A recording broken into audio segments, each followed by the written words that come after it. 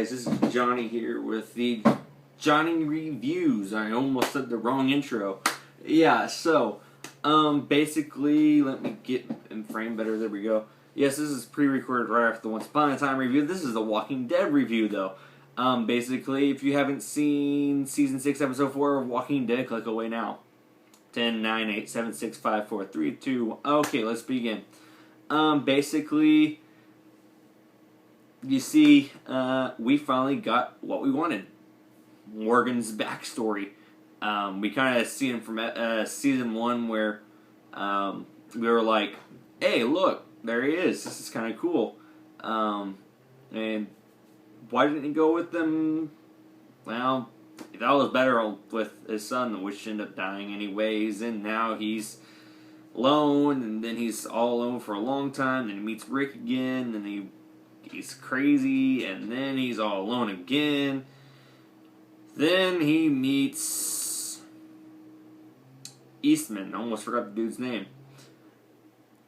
This guy is freaking actually kind of cool, but, you know, he dies at the very end, and so is Tabitha. Poor Tabitha.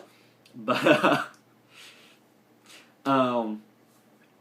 it's like a rule of thumb. Every time there's an animal in Walking Dead, the animal dies. I mean, think about it. The horse from Season 1, the horse from Season 5, the goat from this season, the dogs from Season 5. I mean, the list goes on and on and on from who dies and who doesn't. But, sad enough, yeah. There was also, let's see, well, we learned a lot about Morgan and how he actually learned how to fight with a stick, which is something that's really cool because, you know. Now, what I think is funny is that The Talking Dead was even talking about how Lenny Jones, he said that they recorded 1, 2, 3, 5, 6, 7, 8, and then 4. And so, it's kind of you realize that Morgan didn't kill the wolves that left, but he did kill the one, I think. If I remember right, when they were fighting, he beat him up. I think he killed the one, didn't he? I'm trying to remember if he killed the one or two or not. But one thing that's funny is that he's learned this, and it's like, didn't you just, like... So it's almost... I'm wondering where they're going to go from here because they recorded out of order. And if anything, honestly, I think they should have recorded 4 first, so that way Lenny Jones can play his Morgan character in context, which you can kind of see it's a little out of context. Not much, but just a little bit.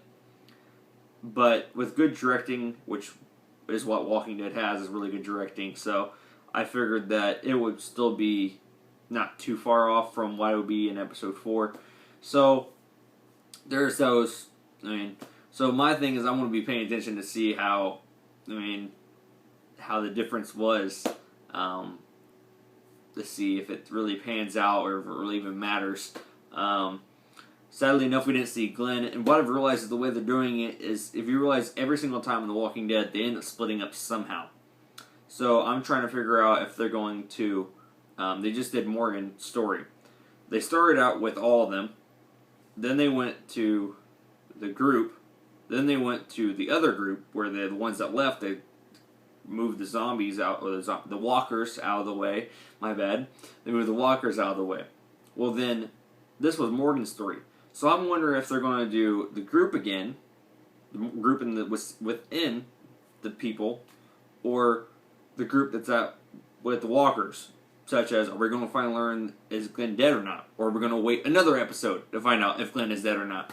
Another thing is, who was the voice? That voice at the very end. I'll come back to the very end of that. Come back to the end of that for the end of the video because I want to know what you think of when we close this video out. Basically, I would give this video a 9 out of 10.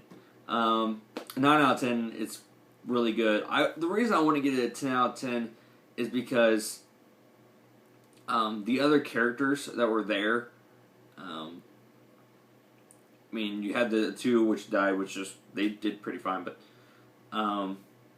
the guy with the crutch, he was a little off, I guess. I mean, he was an extra, but I mean, he could put a little bit more to it probably, but it's an extra, so I'm not going to worry about it too much. But that was the only thing that kind of like, what's going on here? Like, I understand what's going on, but yet at the same time, it's like, the dude's face was like, instead of actually being scared. So, you know what I mean? It's just, he was more like out of it than frightened. And so, that's the only reason I kind of notched it down. I guess I'll give it 9.5 out of 10. I mean, it shouldn't be knocked down a whole entire point just because of that. But 9.5 out of 10 will give this episode. Why do I keep clapping? Anyways, back to that question. Whose voice was at the very end? Comment down what you think below. I think it was Rick. I don't know how that would pan out. I guess Rick showed up just about that time. Oh yeah, and then there was that wolf too that was in there too, that Morgan's trying to save, which I thought he was going to throw away the key at first, but I was like, dude, you just told him about the key. Don't throw away the key.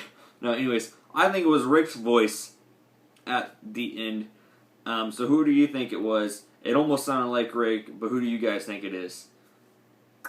So, comment down below, like, comment, subscribe. See ya.